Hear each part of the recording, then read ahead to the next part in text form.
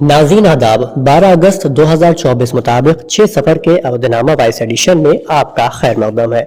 आप समाअत फरमाने जा रहे हैं अवधनामा में शाये अहम खबरों के खास हिस्से। अमेरिकी शॉर्ट सेलर हिंडनबर्ग रिसर्च ने market regulator securities and exchange board of India यानी सीबी की चेयरपर्सन माधवी पुरी बुच के बारे में बड़ा इंकशाफ किया है, जिसके बाद हिंदुस्तानी सियासत में तूफान मच गया है। इस मरतबा हिंडनबर्ग ने सीबी चेयरपर्सन माधवी पुरी बुच को कटहरे में खड़ा कर दिया है। वाज़ेह रहे कि अमेरिकी रिसर्च फर्म हिंडनबर्ग, जिसने गुज़िश्ता साल अपनी रिपोर्ट में अडानी ग्रुप के खिलाफ कमेटी के शेयरों की कीमत में हेरा फेरी करने का इल्जाम लगाया था, उसी ने अपने एक नए और सनसनीखेज इंकशाफ में securities and exchange board of India यानी सीबी की चीफ माधवी बुच और उनके शौहर पर अडानी ग्रुप के खिलाफ कार्रवाई करने के मामले में मफादात के टकराव के इल्जाम आयद किए हैं। विसल ब्लोवर दस्तावेजों का हवाला देते हुए हिंडनबर्ग ने कहा है कि सेबी की चेयरमैन माधवी बुच और उनके शौहर की अडानी मिनी स्कीम में इस्तेमाल होने वाले दोनों ऑफशोर यानी गैर मुल्की फंड में हिस्सेदारी है। रिपोर्ट आने के बाद अपोजिशन जमातें एक साथ मरकजी हुकूमत पर हमलावर हो गई हैं। इन इल्जामात पर सीबी चेयरपर्सन का पहला रद्द-ए-अमल सामने आया है। उन्होंने हिंडनबर्ग रिसर्च की तरफ से लगाए गए इल्जामात को यकसर मुस्तरद कर दिया है और इसे किरदार कुशी की कोशिश करार दिया है। उन्होंने कहा है कि हिंडनबर्ग ने उसी झूठ को दोहराने की कोशिश की है। उन्होंने कहा है कि हिंडनबर्ग ने साबिक झूठ को दोहराने की कोशिश की है। वजीर आजम नरेंद्र मोदी ने इतवार को ज्यादा पैदावार वाली आबोहवा के मुवाफिक और बायोफोर्टिफाइड फसलों की 109 अक़साम जारी की हैं। इस मौके पर मिस्टर मोदी ने किसानों और साइंसदानों से बातचीत भी की। इस प्रोग्राम में मरकजी ज़राअत और किसानों की बहबूद के वजीर शिवराज सिंह चौहान और वजीर ममलिकत रामनाथ ठाकुर भी मौजूद थे। वज़ीर आज़म ने कहा कि फसलों की नई अक़साम ज़राअत की कद्र में इजाफा करेगी। उन्होंने जवार का जिक्र करते हुए कहा कि लोग ग़िज़ाइयत से भरपूर खुराक की तरफ राग़िब हो रहे हैं। मिस्टर मोदी ने कुदरती खेती के फ़वाइद के बारे में भी बातचीत की। मुल्क के साबिक वजीर खारजा और कांग्रेस के बुजुर्ग रहनुमा नटवर सिंह तबील अलालत के बाद 95 साल की उम्र में इंतकाल कर गए। उन्हें गुरुग्राम के एक प्राइवेट अस्पताल में दाखिल कराया गया था, जहां उनका इलाज चल रहा था। नटवर सिंह एक मुमताज कांग्रेसी थे जिन्होंने यूपीए दौर में डॉक्टर मनमोहन सिंह के मातहत काम किया था। नटवर सिंह राजस्थान के भरतपुर जिला के रहने वाले थे। उन्होंने न्यू कॉलेज अजमेर और सिंधिया स्कूल ग्वालियर से तालीम हासिल की थी। सदर द्रौपदी मुर्मू, नायब सदर जगदीप धनखड़, वजीर आजम नरेंद्र मोदी और कांग्रेस लीडर रणदीप सुरजेवाला समेत कई दीगर लीडरान ने मिस्टर सिंह के इंतकाल पर गम का इजहार किया है। रियासती असेंबली इलेक्शन और पूरे मुल्क में सियासी तौर पर मुसलमानों की पेशकदमी और वसी तर कौमी मफादात के पेश नजर अनकरीब मुल्की सतह पर मुसलमानों के एक सेंट्रल बोर्ड की तश्कील रूब अमल है। इस सिलसिले में मुंबई के सहारा सांता क्रूज होटल में मुख्तलिफ मकातीब फिक्र से ताल्लुक रखने वाले उलमा किराम, मुख्तलिफ सियासी पार्टियों से वाबस्ता अराकीन पार्लियामेंट और असेंबली और सरकर्दा समाजी और सियासी शख्सियात की मौजूदगी में एक ज़ेली कमेटी तश्कील दी गई। मौलाना खलीलुर रहमान सज्जाद नुमानी, मौलाना तौक़ीर रज़ा की सरबराही में मजीद मेंबरान को इस कमेटी में शामिल किया जाएगा। सरदस्त मौलाना सज्जाद नुमानी ने मुस्लिम वेलफेयर एसोसिएशन के सदर सलीम सारंग का नाम बतौर कमेटी मेंबर पेश किया। वाज़ेह रहे कि मुस्लिम वेलफेयर एसोसिएशन की जानिब से मुल्क में मुसलमानों को दरपेश मसाइल और हालात पर एक मुस्लिम समिट का एहतमाम किया गया था, जिसमें उलमा किराम, अराकीन पार्लियामेंट और असेंबली और दीगर अकाबिरीन ने अपने ख्यालात का इजहार किया। एक और खबर के मुताबिक सुप्रीम कोर्ट में मफाद आम्मा की अर्जी दायर की गई है। इसमें मरकजी हुकूमत से उन रोहिंग्या पनाहगज़ीनों को रिहा करने के लिए हिदायत मांगी गई हैं जिन्हें 2 साल या इससे ज्यादा अरसे से गैर मुअय्यना मुद्दत के लिए हिरासत में रखा गया है।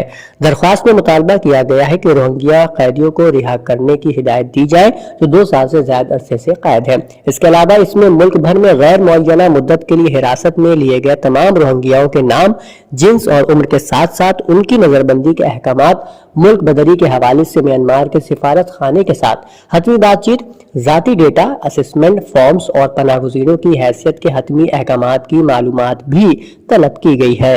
उत्तर प्रदेश के वजीर आला योगी आदित्यनाथ ने आज यहाँ अपनी सरकारी रिहाइशगाह पर मुनक्किदा एक आला सतही मीटिंग में कौमी तालीमी पॉलिसी 2020 के पेश नजर अब तक के अमल आवरी और मुस्तकबिल के मंसूबों प्रोग्रामों का जायजा लिया। इजलास में वजीर आला को बुनियादी, सेकेंडरी, हायर टेक्निकल, ووکیشنل، زراعت اور میڈیکل ایجوکیشن کے محکموں کی پیش رفت سے آگاہ کیا گیا۔ وزیر اعلیٰ نے کہا کہ قومی تعلیمی پالیسی 2020 علم، ہنرمندی کی ترقی اور روزگار پر مبنی تعلیم پر خصوصی توجہ دیتی ہے۔ نوجوانوں کو انٹرپرینیورشپ کی ترغیب دی جائے، نصاب کی تیاری کے دوران ان مضامین کو مرکز میں رکھا جائے جو روزگار سے جوڑتے ہیں۔ اس تعلیمی پالیسی کا ویژن اعلیٰ تعلیمی اداروں میں جدید ٹیکنالوجی کا استعمال کرتے ہوئے معیاری، ہمہ گیر اور قابل روزگار تعلیم فراہم کرنا ہے۔ کانگریس یو پی کے صدر اجے رائے نے کہا کہ بنگلہ دیش میں واقعے کے بعد مرکزی حکومت وہاں سے ہندو پناہ گزینوں کو سرحد میں داخل ہونے کی اجازت نہیں دے رہی ہے۔ ریاستی کانگریس کے صدر اجے رائے نے کہا کہ بنگلہ دیش کے معاملے پر ریاستی اور مرکزی حکومتوں کو ذمہ دارانہ کردار ادا کرنا چاہیے۔ انہوں نے کہا کہ یوگی جی صرف مذہب کو اپنے سیاست کی بنیاد بنا کر دشمنی پھیلانے کا کام کرتے ہیں۔ بنگلہ دیش کے معاملے پر وہ جس طرح کے نچلے درجے کے بیانات دے رہے ہیں وہ انتہائی قابل مذمت ہے۔ مولانا آزاد میموریل اکیڈمی لکھنؤ کے زیر اہتمام 78ویں جشن آزادی کے موقع پر امرت کال مضمون نویسی مقابلہ زیر عنوان وسودھیو کٹمبکم بھارت کی تعلیمی، سماجی، معاشی و اخلاقی اقدار کی بنیاد پر یو جی اور پی جی کے طلبہ و طالبات پر مبنی تحریری مقابلہ اکیڈمی کے لائبریری ہال میں منعقد ہوا، جس میں امبیڈکر یونیورسٹی، اسٹیٹ تکمیل الطب کالج، راجہ بجلی پاسی ڈگری کالج، ارم یونانی medical college, Iram girls degree college کے طلبہ و طالبات نے حصہ لیا۔ موقع پر پروفیسر صوفیہ، پروفیسر شالنی اور ڈاکٹر خوشنما نے مضمون نویسی کی اہمیت پر روشنی ڈالی۔ ملک کے معاشرتی اور معاشی ترقی کو بڑھانے اور ہر طبقے کی بھاگیداری پر زور دیا گیا۔ اودنامہ میں شائع جہانما خبروں کے مطابق اسرائیلی فوج کا تازہ حکم وسطی غزہ میں ایک اسکول پر حملے میں کم از کم 80 افراد کی ہلاکت کے ایک روز بعد سامنے آیا ہے۔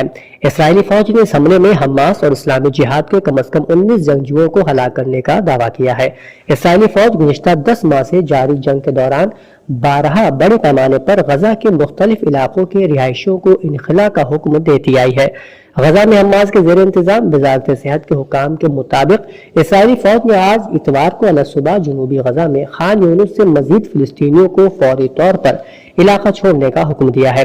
اسرائیلی فوج کا یہ حکم ہفتے کو وسطی غزہ میں ایک اسکول میں قائم ایک عارضی پناہ گاہ پر فضائی حملے میں کم از کم 80 فلسطینیوں کی ہلاکت اور 50 کے زخمی ہونے کے بعد سامنے آیا ہے۔ اسرائیلی فوج کا کہنا تھا کہ اس نے طبی نامی اسکول کی عمارت میں قائم عسکریت پسند تنظیم حماس کی ایک کمانڈ پوسٹ کو نشانہ بنایا تھا۔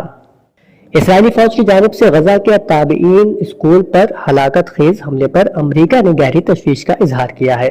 امریکہ کا کہنا ہے کہ غزہ کی اسکول پر حملے سے متعلق اسرائیلی حکام سے رابطے میں ہے۔ اسرائیل نے کہا ہے کہ حملے میں حماس کے اعلیٰ حکام کو نشانہ بنایا گیا۔ اسرائیلی حکام سے اس سلسلے میں مزید معلومات لی جا رہی ہے۔ دوسری جانب نشانہ بنائی گئی عمارت میں حماس نے کمانڈ اینڈ کنٹرول سینٹر کے ہونے کا اسرائیلی دعویٰ مسترد کر دیا ہے۔ غزہ کے تابعین اسکول پر حملے میں صہیونی حکومت کے جرائم پر جس کے نتیجے میں سینکڑوں افراد شہید اور زخمی ہوئے تھے، عالمی سطح پر مذمتوں کا سلسلہ جاری ہے۔ عراق کے مرجع دینی آیت اللہ العظمیٰ سیستانی نے ایک بیان جاری کرتے ہوئے غزہ میں بے گناہ لوگوں کے قتل عام میں صہیونیوں کے جرائم، بالخصوص ایک اسکول میں پناہ لینے والوں کو قتل کرنے کے ہولناک جرائم کی مذمت کرتے ہوئے دنیا کے بڑے ممالک کی جانب سے صہیونی حکومت کی حمایت کو افسوسناک قرار دیا ہے۔ بھارتی میڈیا کے مطابق شیخ حسینہ واجد نے اپنے 15 سالہ اقتدار کے خاتمے کے ذمہ دار امریکہ کو ٹھہراتے ہوئے کہا کہ ایئر بیس قائم کرنے کے لیے سینٹ مارٹن جزیرہ امریکہ کو نہ دینا میرا جرم بنا دیا گیا۔ سابق وزیر اعظم شیخ حسینہ نے مزید کہا کہ اگر میں استعفیٰ نہ دیتی تو مجھے لاشوں کا جلوس دیکھنا پڑتا۔ وہ لاشوں پر اقتدار حاصل کرنا چاہتے تھے لیکن میں نے اس کی اجازت نہیں دی۔ شیخ حسینہ واجد نے اپنے ہم وطنوں کو مخاطب کرتے ہوئے کہا کہ شدت پسندوں کے بہکاوے میں نہ آئے۔ یہ بیان دراصل شیخ حسینہ واجد کا مستعفی ہونے سے قبل قوم سے کی جانے والی تقریر پر مبنی تھا جو انہیں دینے نہیں دیا گیا تھا۔ سپریم کورٹ کمپلیکس میں طلبہ کی قیادت میں احتجاج کے بعد جسٹس عبید الحسن کے عہدے سے استعفیٰ دینے کے چند گھنٹے بعد سید رفعت احمد کو بنگلہ دیش کا 25واں چیف جسٹس مقرر کیا گیا ہے۔ ڈیلی اسٹار کی خبر کے مطابق بنگلہ دیش کے صدر محمد شہاب الدین نے جسٹس احمد کو ملک کے اعلیٰ عدالتی عہدے کے لیے نامزد کیا۔ قابل ذکر ہے کہ جسٹس احمد کے والد سید اشتیاق احمد بنگلہ دیش کے سابق اٹارنی جنرل تھے۔ اودنامہ میں شائع خبریں اور مضامین کو مکمل طور پر پڑھنے کے لیے www.awadnama.com پر وزٹ